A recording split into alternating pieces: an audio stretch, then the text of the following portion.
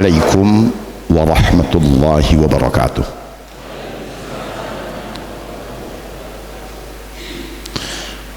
Alhamdulillah, wassalatu wassalamu ala rasulillahi wa nabiyyihi Muhammadin ibn Abdillah wa ala alihi wa ashabihi wa kulli man ittaba'a hudah.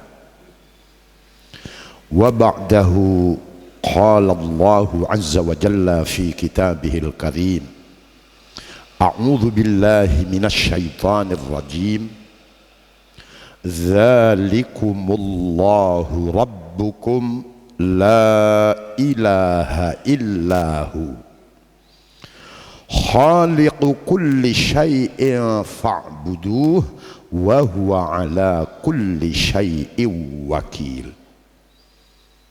وقال أيضا في السورة الأخرى أفمن يعلم أنما أنزل إليك من ربك الحق كمن هو أعمى إنما يتذكر أولو الألباب.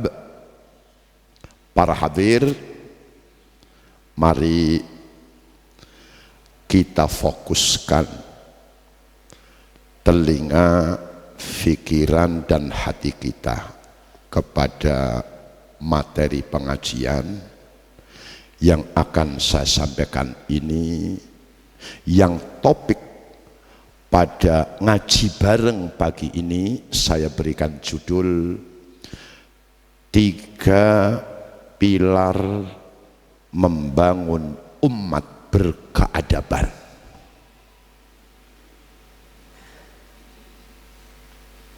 Para hadir, bangun dan jatuhnya suatu umat, mulia dan hinanya suatu bangsa, jaya dan hancurnya suatu negeri, itu bergantung kepada baik dan buruknya adab. Hanya bangsa yang beradab yang pantas meraih kemuliaan dan kejayaan.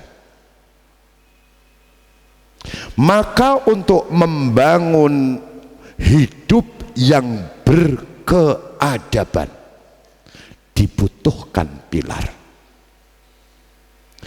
Pilar penopangnya ada 3. Mari dipun bidangetaken, dipun renungaken dan dihayati. Pilar yang pertama, bertauhid,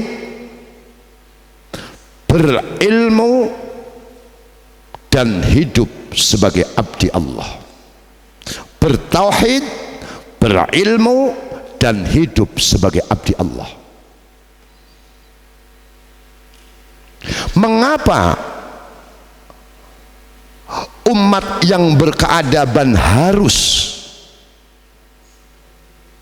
ditopang oleh pilar tauhid? Karena hanya orang yang bertauhid yang sanggup keluar dari jerat-jerat keterjajahan oleh makhluk.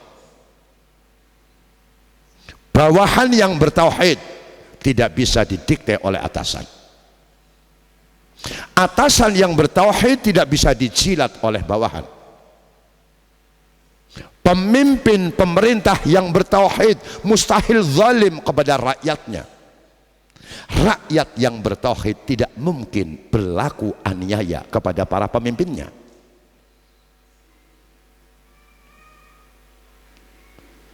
Kenapa demikian? Sebab al-qaulus tsabit, ucapan yang kokoh yang disebut la ilaha illallah, ketika sudah bertahta di dalam dada, maka seseorang dalam melangkah selalu terikat oleh 5 unsur la ilaha illallah.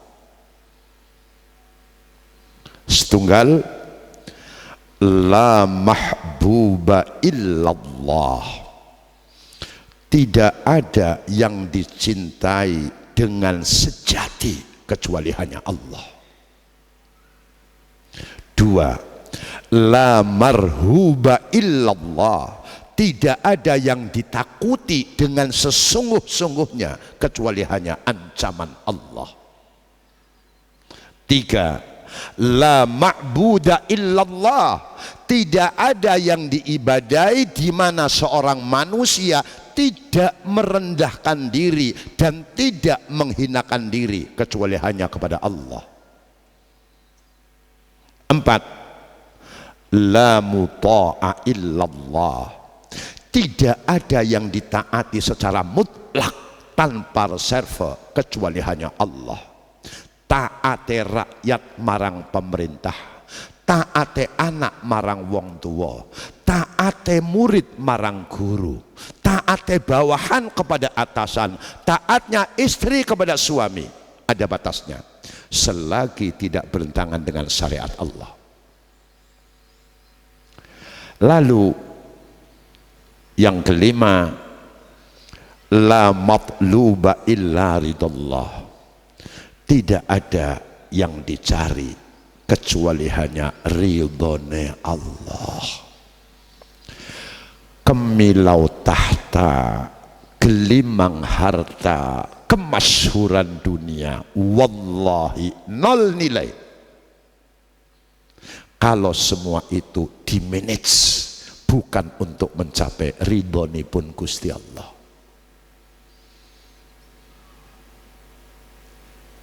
Nah, setelah tauhid terpatri, lalu ilmu. Mengapa manusia harus berilmu? Sebab dengan ilmu itulah ingkang bedaaken antara manusia dan binatang. Ada maqalatul hikmah memberikan nasihat kepada setiap kita yang berbunyi, laulal ilmu lakanan nasu kal bahaim. Jika bukan karena ilmu, sungguh-sungguh manusia seperti binatang. Nek mboten lantaran ilmu, kula lan panjenengan itu binatang bertubuh manusia. Dengan ilmulah manusia akan terjaga sifat kemanusiaannya. Muncul pertanyaan, apa yang dimaksud ilmu yang membedakan antara manusia dan binatang? Yang kalau manusia tidak berilmu, ora ono bedane karo hewan. Monggo ngaji kepada apa yang dipaparkan oleh Imam Al-Manawi dalam kitab beliau Faidul Qadir juz 2 halaman 181. Ini kitab Syarah Jami'us Shaghir. Beliau menulis, ilmun tariqul akhirah wa huwal qutbu wa alaihil madar. Fa innal ilma wal ibadata jauharani. Ingkang dipun maksud ilmu kang bedake antara kita dengan hewan niku, menurut Imam Al-Manawi, ilmu yang menjadi jalan keselamatan dan kebahagiaan akhirat. Ilmu yang menjadi jalan keselamatan dan kebahagiaan akhirat. Di mana ilmu bisa diumpamakan adalah as, poros atau sumbu dari gerak satu mesin. Seluruh organ tubuh kita ini diibaratkan satu kesatuan mesin, maka ilmu menjadi asnya. Ketika manusia tidak ada ilmu pada dirinya, ilmu tariqul akhirah, maka rusaklah seluruh gerak dan gerik kehidupan manusia. Maka pantas pada Ar-Ra'd surat ke-13 ayat 19 tadi yang saya baca. Allah menantang kepada orang-orang jahil, orang-orang kafir dengan seluruh bolo kurawanya. Afaman ya'lamu annama unzila ilaika mir rabbikal haqqu kaman a'ma innama yatadzakkaru ulul albab. Apakah orang yang berilmu mengetahui bahwasanya apa-apa yang telah diturunkan oleh Allah kepadamu wahai Rasul, yakni Al-Quranul Karim, al-haq adalah kebenaran, kaman a'ma iku kaya wong kang picek. Apa orang yang mengenal Allah, mengenal Rasulullah, mengenal Islam itu sama dengan orang yang buta. Innama yatadzakkaru ulul albab. Sesungguhnya hanyalah orang-orang yang berakal sehat yang mampu mengambil pelajaran dari ayat-ayat Allah. Nah, sasampunipun tauhid terpatri, pikiran tercerahkan dengan ilmu, lalu selanjutnya sub dari pilar yang pertama, hidup ini jangan digunakan kecuali untuk ibadah. Hidup ini jangan digunakan kecuali untuk ibadah. Anak muda, jadi apapun Anda, berprofesi apapun Anda, mungkin menjadi bisnismen, mungkin menjadi ustadz, menjadi guru, menjadi petani, menjadi politisi, menjadi pejabat, atau jadi apapun, tafadhal. Jangan mencoba-coba memanage hidup ini bukan untuk mengabdi kepada Allah. Kenapa? Allah Azza wa Jalla berfirman dalam hadis qudsi riwayat Imam Al-Hakim dan Imam Ibnu Majah yang berbunyi sebagai berikut. Ya ibna Adam, tafarragh li'ibadati amla qalbaka ghina wa amla yadaika rizqa. Ya ibna Adam, wala tuba'idni fa'amla qalbaka faqra wa amla yadaika syughla. Didik anak-anak kita dengan hadis ini. Berikan pemahaman kepada mereka, yakinkan mereka tentang ini. Supaya bagaimana? Supaya keberadaan mereka itu para sedulur menjadi investasi jangka panjang kita, baik dunia maupun akhirat. Nek pengen putra putri kita menjadi investasi jangka panjang yang punya nilai pahala di sisi Allah, kenalkan mereka, pahamkan kepada mereka, yakinkan mereka tentang kebenaran hadis qudsi ini. Wahai anak Adam, curahkanlah dirimu hanya untuk beribadah mengabdi kepadaku Allah.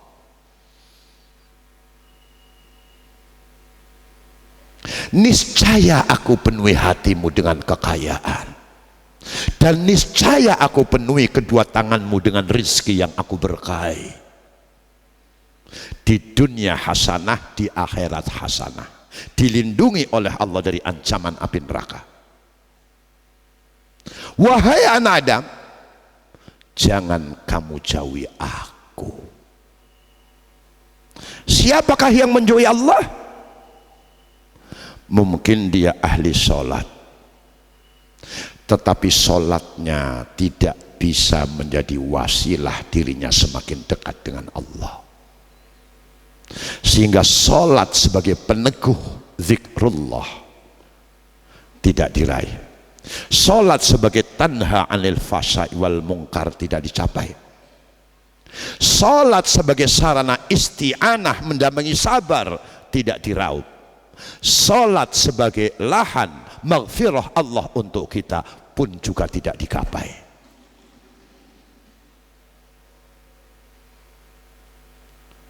Perintah dikerjakan, larangan diterjang. Larangan tidak dilanggar, perintah diabaikan. Itu orang yang menjauhi Allah. Nah, kalau engkau menjauhi aku Allah, fa'amla qalbaka faqra wa amla yadaika syughla, niscaya aku penuhi hatimu dengan kefakiran dan aku penuhi kedua tanganmu dengan kesibukan yang tidak punya nilai kebaikan sedikit pun. Niku pilar yang pertama. Pilar yang kedua, iqamatul musawati wal adalah, menegakkan kesetaraan dan keadilan. Ini menjadi problem bagi banyak bangsa, termasuk kita bangsa Indonesia. Menegakkan kesetaraan dan keadilan.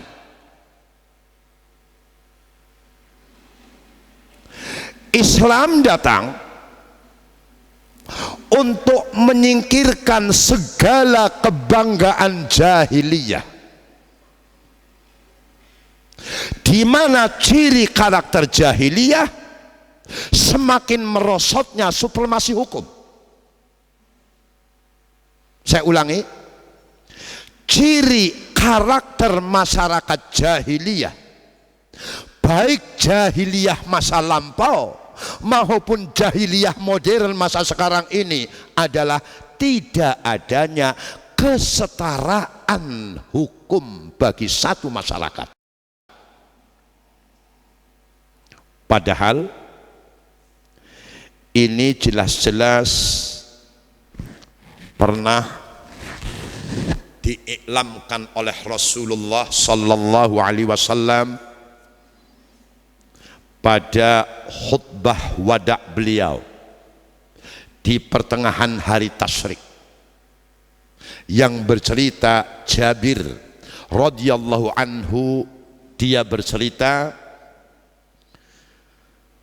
khatabana Rasulullah sallallahu alaihi wasallam fi awsati ayyamit tasyriqi khutbatal wada'i faqala ya ayyuhan nas inna rabbakum wahid wa inna abakum wahid ala la fadla li arabiyyin ala ajamiyyin wala li ajamiyyin ala arabiyyin wala li ahmar ala aswada wala li aswada ala ahmar illa bit taqwa inna akramakum indallahi atqakum.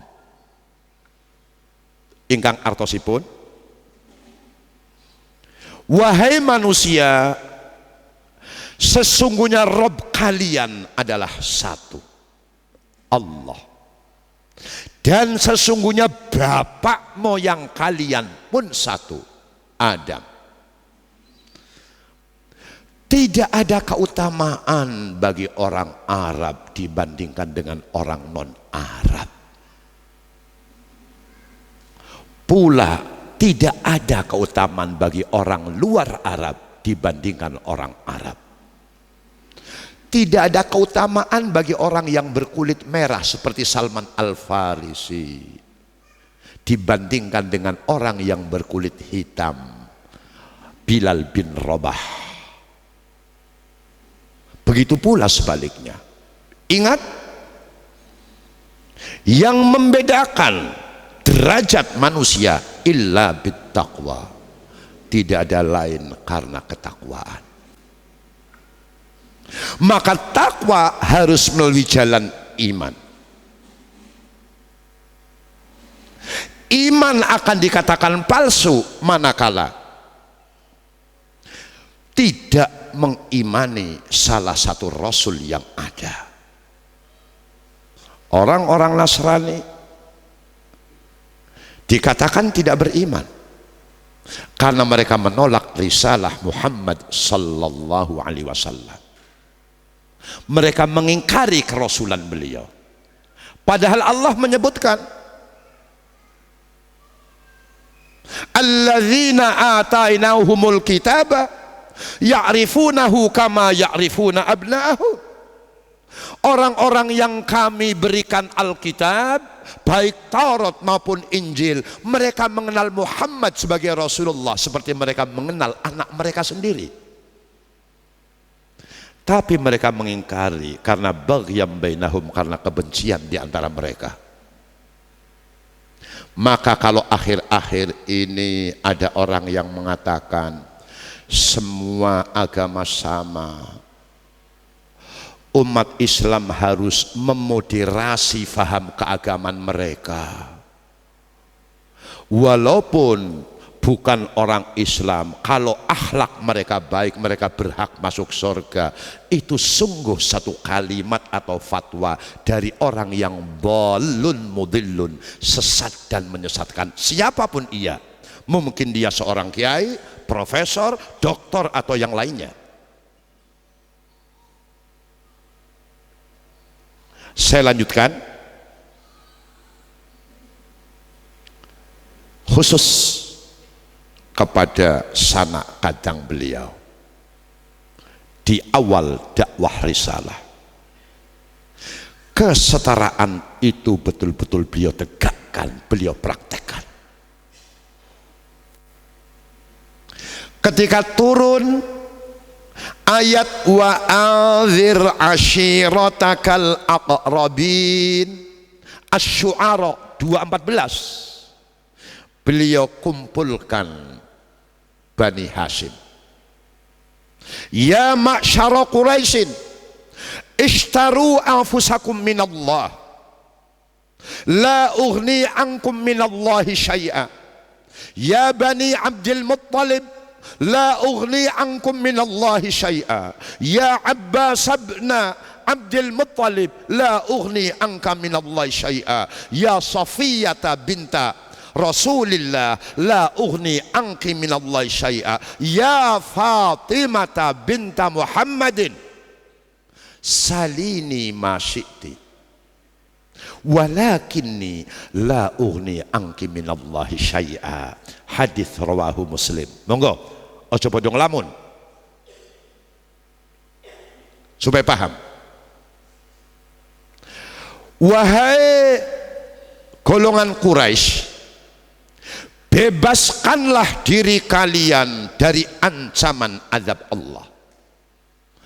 Aku Muhammad Rasulullah ini tidak sanggup menyelamatkan kalian dari ancaman siksa Allah. Wahai Bani Abdul Muttalib, disebutnya eyang beliau, mbah beliau. Wahai keturunan Abdul Muttalib, ketahuilah aku Muhammad Rasulullah tidak bisa menyelamatkan kalian dari azab Allah. Sang paman yang sangat dekat dengan beliau disebutnya pula, wahai Abbas putra Abdul Muttalib, ponakan jenengan gak bisa menyelamatkan jenengan dari azab Allah. Wahai Sofiyah bibi Rasulullah, adik bapaknya, aku tidak bisa menyelamatkan panjenengan dari siksa Allah. Ditunjuknya putri kesayangannya, Siti Fatimah Az-Zahra. Wahai Fatimah putri Muhammad, nak, mintalah apapun yang kamu inginkan dari abah kamu ini, nak. Tapi abah kamu tidak bisa menyelamatkan kamu dari ancaman azab Allah. Walaupun putri beliau, beliau tekankan i'mali, i'mali, i'mali. Berbuatlah kebaikan, berbuatlah kebaikan, berbuatlah kebaikan. Itu namanya kesetaraan. Di kalangan kita umat Islam Indonesia ada istilah Habib atau Habaib. sebutan untuk orang-orang yang ada hubungan nasab dengan Rasulullah. Mereka zuriyah Nabi, ya, tetapi di hadapan hukum sama. Nek salah yo salah, keliru yo keliru, bener yo bener, karena beliau-beliau tidak maksum seperti kita tidak maksum. Kita mencintai keturunan beliau, ya, tapi kita pun tidak boleh menafikan tegaknya hukum atas siapapun termasuk kepada keturunan Rasulullah sallallahu alaihi wasallam. Paham niki? Paham? Turunan Nabi cicit ke-40 apa kepiro nek salah ya salah. Karena semua Bani Adam. Kita mencintai mereka, iya. Tapi kita yakin mereka tidak maksum. Kita menyayangi mereka, iya, karena kita mencintai eyang mereka, iya, tapi mereka tidak terjaga dari kesalahan. Al insanu mahallul khata'i wan nisyan. Nah, tentang iqamatul musawati wal adalah ini pernah terjadi satu kejadian yang ini harus diambil pelajaran yang sangat berharga oleh setiap orang yang sedang diuji oleh Allah mengampu amanat rakyat, dari presiden sampai kepala desa, jaksa, hakim, advokat, politisi, polisi, dan sebagainya dan sebagainya. Pernah suatu ketika terjadi kasus pencurian pada hari-hari pasca Fathu Mekah. Ada seorang wanita elit dari suku Mahzumi nyolong. Orang-orang Mekah yang sudah beriman waktu itu bingung, kiyo apa mosok kate ditegakkan hukum potong tangan, wis nek iso njaluk amnesti marang Rasulullah. Tapi sopo kang matur, sopo kang wani, iki perkara ruwet ngene iki. Lalu disuruhlah sahabat kesayangan beliau yang bernama Mu'adz bin Jabal supaya matur marang Gusti Kanjeng Nabi. Intinya bahwa yang melakukan pencurian itu yang harus ditegakkan hukum potong tangan ternyata seorang wanita dari keturunan ningrat kaum Quraisy. Mohon ada kebijakan dari Rasulullah. Beliau diam. Pagi hari Mu'adz bin Jabal matur demikian ini, beliau diam gak menjawab. Sore hari beliau tampil menyampaikan orasi. Orasi itu yang sangat masyhur di mata para pakar hukum.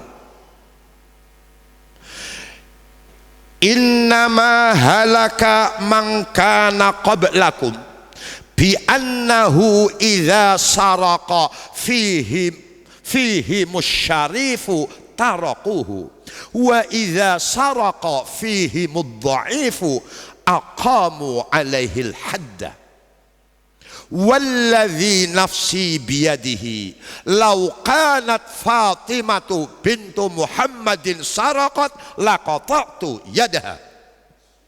Hadis muttafaqun alaih. Ingkang artosipun, sesungguhnya binasanya generasi sebelum kalian tidak ada lain karena tidak adanya supremasi hukum. Hukum pilah-pilih wulu. Nek wong sing melanggar ki golongane dhewe dislametke. Tapi nek sing langgar wong dudu kelompok dhewe dikejar. Kalaupun tidak melanggar dicarikan pasal supaya dihukum.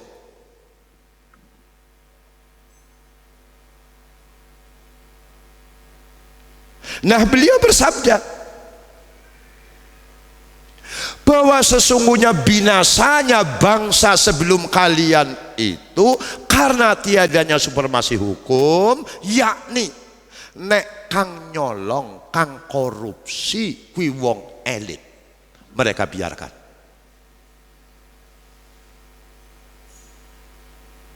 Harun Masiku di mana sekarang? Saya hanya bertanya, saya orang awam.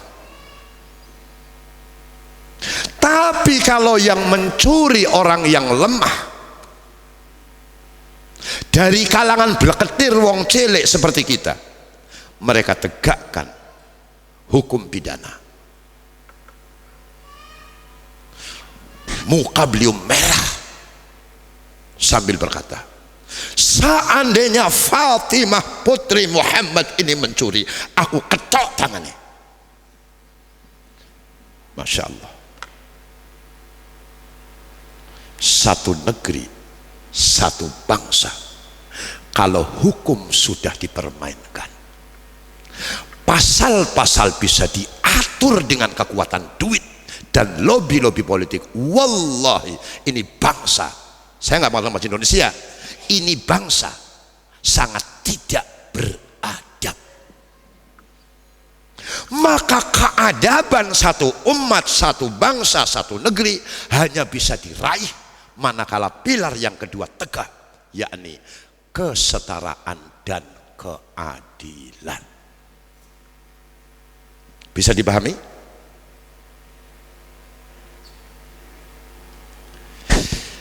Lalu yang terakhir, ngaji rasa suwi-suwi, sedelok sementing paham, yakin, diamalkan. Yang ketiga, kalau saya dan Anda ingin menjadi umat atau bangsa yang beradab, maka setiap kita harus tidak menafikan takafulul ijtimaiyah, tanggung jawab sosial. Buka Ali Imran 104, At-Taubah 71, nanti dibaca di rumah. Poros dulur, amar ma'ruf dan nahi mungkar yang dirawat, dijaga, dipelihara dengan semestinya dan sebenar-benarnya akan menjadi ruh dari keadaban satu bangsa. Pemimpin harus dikawal, rakyat pun harus dikawal, para elit harus dijaga, rakyat pun juga kudu dingon. Maka ketika ada orang punya satu pemahaman sing penting awakku soleh, ora perlu aku dadi wong kang muslih, ini orang yang bisa masuk pada golongan pengecut, ahli ibadah, ahli sujud, ahli sedekah, tetapi tidak punya tanggung jawab sosial terhadap baik buruknya satu masyarakat, bangsa dan negara. Itu pengecut, dan kita tidak ingin masuk pada golongan para pengecut.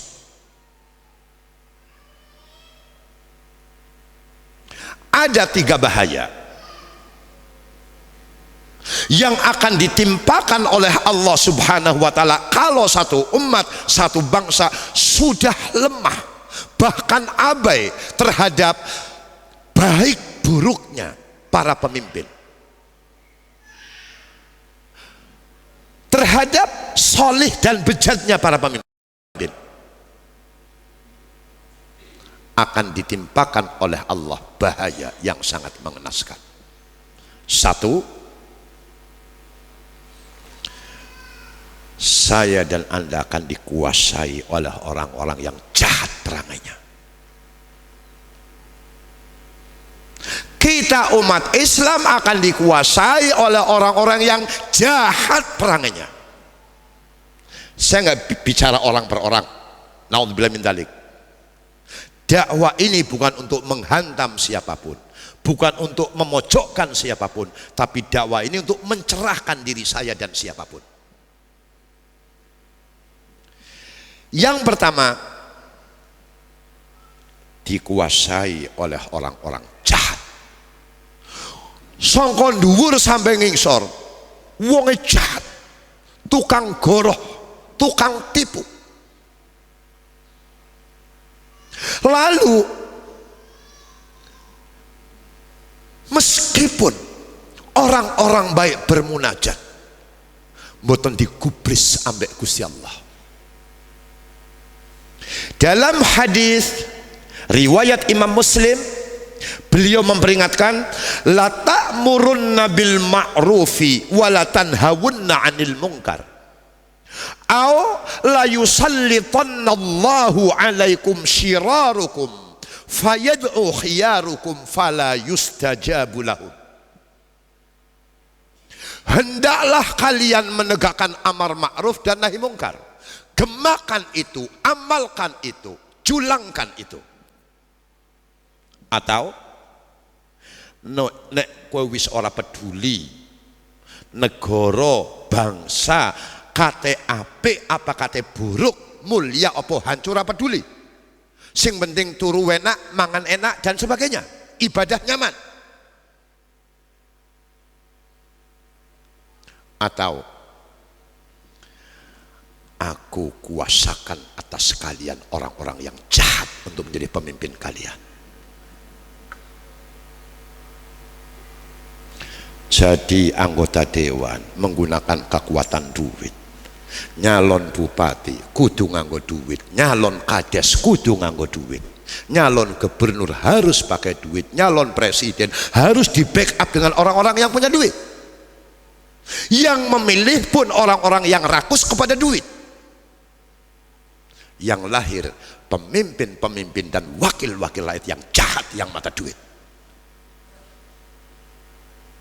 Lalu kalau sudah demikian, ada orang-orang soleh berdoa, ya Allah, maka Allah tidak berkenan mengijabai doa itu, karena orang soleh tidak siap untuk menjadi orang yang musleh, hanya baik tapi tidak punya himmah, tidak punya azam untuk memperbaiki. Lalu yang kedua, ditimpakan azab secara merata. Innan nasa idza ra'au zaliman falam ya'khudhu ala yadayhi aw syaka ay ya'ummahumullah biiqabin minhu. Hadis rawahu Abu Dawud wa Tirmidzi. Ngapunten kok kemeringat terus nggih? Berarti sehat. Sesungguhnya manusia apabila mereka melihat orang yang zalim melakukan kezalimannya, lalu mereka tidak mencegah tangan orang yang zalim agar berhenti berbuat zalim, dibiarkan. Semua dijajah oleh rasa takut, rasa ngeri, menjadi penakut, semua diam, semua tiarap. Tidak ada yang berani menggemakan dakwah al-amru bil ma'ruf wan nahyu 'anil munkar. Nek wis ngono kuwi, apa artine salat? Apa artine puasa? Apa artine haji, umroh lan ngaji? Maka Allah akan datangkan azab atas kita secara merata, yang tidak hanya menimpa orang-orang yang jahat, tapi juga menimpa orang-orang yang baik. Lalu yang terakhir, dampak dari mandeknya al-amru bil ma'ruf wan nahyu 'anil munkar adalah satu umat, satu bangsa akan binasa. Wujuduha ka'adamiha, onone podo karo ra onone, dijajah oleh bangsa lain. diperdaya oleh bangsa lain. Kekayaan alamnya tidak dinikmati oleh rakyatnya, tapi untuk kepentingan orang-orang yang punya duit. Pemimpin tidak lagi membela rakyatnya, tapi membela kepentingan asing. Akan binasa satu bangsa. Nah, ada satu tamsil yang sangat indah dalam hadis riwayat Imam Bukhari. Inna qauman raqibu safinatan faqtasamu fasara kullum minhum mawdi'un fanaqara rajulun minhum mawdi'ahu bifa'sin faqalu lahu ma tasna'u qala huwa makani asna'u fihi ma asya fa in akhadhu ala yadayhi naja wa najau wa in taraku halaka wa halaku. Rawahul Bukhari. Ingkang artosipun coba dong anto tolong aja bala turu aku kemeringat rekane turu. Iya. Sesungguhnya suatu kaum, sekelompok manusia naik sebuah biduk perahu. Lalu mereka membagi tempat duduk. Setiap orang mendapatkan satu tempat duduk. Lalu ada seorang yang melubangi tempat duduknya pakai faksun, kapak. Terus yang lain bertanya, kamu sedang apa? Apa yang kamu kerjakan? Dijawab, huwa makani asna'u ma asya'u. Ini kan tempat dudukku, saya dapat bayar, aku bebas dong berbuat apapun pada tempat dudukku ini. Dia lubangi perahu di atas lautan. Kalau penumpang yang lain mencegahnya, maka seluruh penumpang akan selamat. Tapi kalau mereka membiarkannya sampai perahu berlobang, air masuk, halaka wa halaku, maka binasalah ia dan binasa pula seluruh penumpang. Maka suatu bangsa dari satu negeri, termasuk bangsa Indonesia, negeri yang kita cintai ini, akan binasa kalau kemungkaran di semua lini dibiarkan menjadi raja di atas segala raja, penguasa di atas segala kuasa. What next? Dengan kita, is'alu qulubakum wa sa'altu qalbi. Silakan Anda bertanya kepada hati Anda, saya pun bertanya pada hati saya sendiri, karena hati nurani adalah guru sejati yang tidak pernah berdusta terhadap kenyataan dan fakta yang ada. Cukup.